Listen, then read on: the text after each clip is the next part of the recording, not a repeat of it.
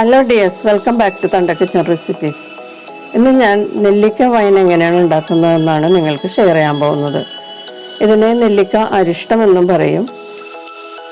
നെല്ലിക്കയിൽ ധാരാളം vitamin C അടങ്ങിയിട്ടുണ്ട്. അതുപോലെ ശർക്കരയിൽ ധാരാളം ഇരുമ്പിൻ്റെ അംശവുമുണ്ട്. അപ്പോൾ ശർക്കരയും വിറ്റാമിൻ സിയും കൂടി നമ്മുടെ ശരീരത്തിൽ ചെന്ന് കഴിയുമ്പോൾ ശരീരം പെട്ടെന്ന് ഇരുമ്പിൻ്റെ അംശം അബ്സോർബ് ചെയ്യുകയും ശരീരത്തിൽ രക്തക്കുറവ് മാറിക്കിട്ടുകയും ചെയ്യും. അതുകൊണ്ടാണ് നെല്ലിക്ക വൈൻ വിളർച്ചയ്ക്കും രക്തക്കുറവിനും നല്ലതാണെന്ന് പറയുന്നത്. കുട്ടികൾക്കും മുതിർന്നവർക്കും ഒരുപോലെ നമുക്ക് കഴിക്കാൻ പറ്റിയ ഒരു വൈനാണിത്.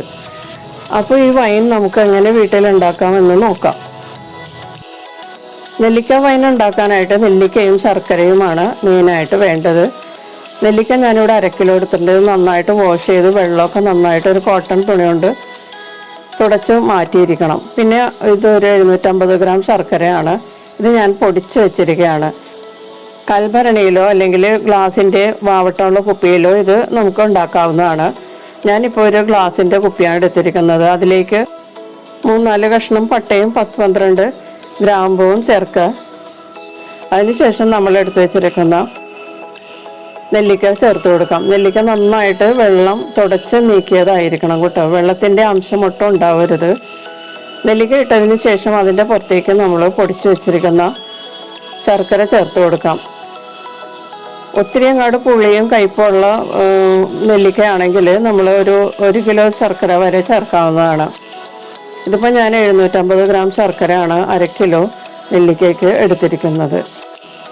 നല്ലതുപോലെ പൊടിച്ചിട്ട് വേണം ശർക്കര ഇട്ട് കൊടുക്കാനായിട്ട്. നെല്ലിക്കയുടെ പുറത്തേക്ക് ശർക്കര ഇട്ടതിന് ശേഷം ഇളക്കിയൊന്നും കൊടുക്കേണ്ട ആവശ്യമില്ല. ഇത് ഇങ്ങനെ തന്നെ വെച്ച് കൊടുക്കണം.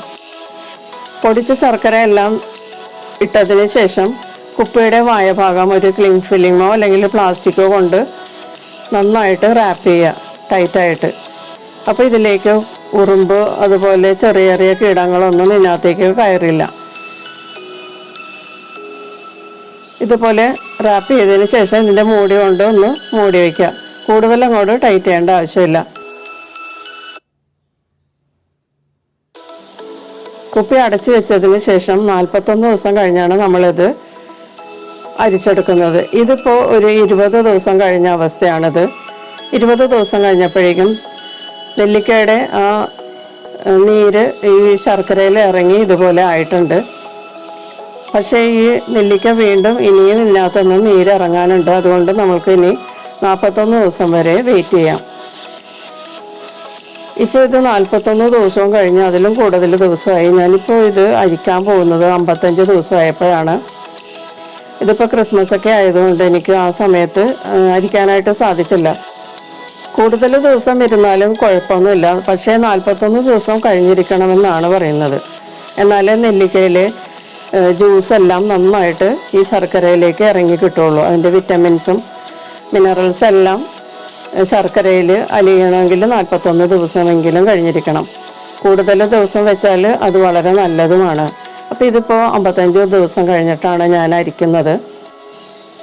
ഞാനൊരു ബൗളിലേക്ക് ഇത് അരിച്ചെടുക്കുകയാണ്. അതിനുശേഷം നമുക്ക് ഇത് കുപ്പിയിലാക്കണം.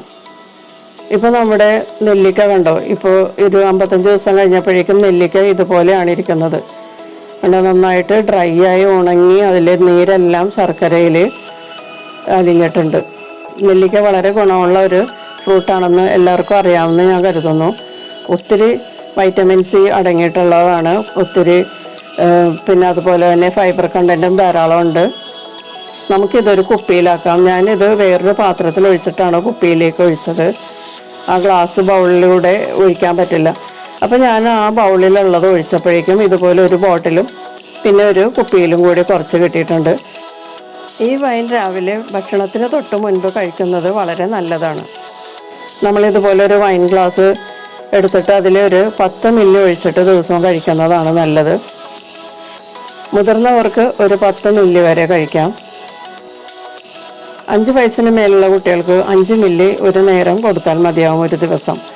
അതുപോലെ 2 വയസ്സിന് മേലുള്ള കുട്ടികൾക്ക് 2-3 ഡ്രോപ്സ് എടുത്തിട്ട് നമ്മൾ വിരലുകൊണ്ട് തൊട്ട് നാവിൽ തൊട്ട് വെച്ച് കൊടുത്താൽ മതിയാകും.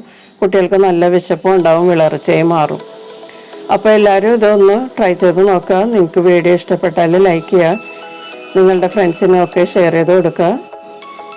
എൻ്റെ ഈ ചാനൽ സബ്സ്ക്രൈബ് ചെയ്യാത്തവരുണ്ടെങ്കിൽ ഒന്ന് സബ്സ്ക്രൈബ് ചെയ്ത് എന്നെ ഒന്ന് സപ്പോർട്ട് ചെയ്യുക കേട്ടോ. പിന്നെ നിങ്ങളുടെ അഭിപ്രായങ്ങളും എന്നെ അറിയിക്കുക. നമുക്ക് വീണ്ടും മറ്റൊരു റെസിപ്പിയുമായിട്ട് കാണാം. Thank you.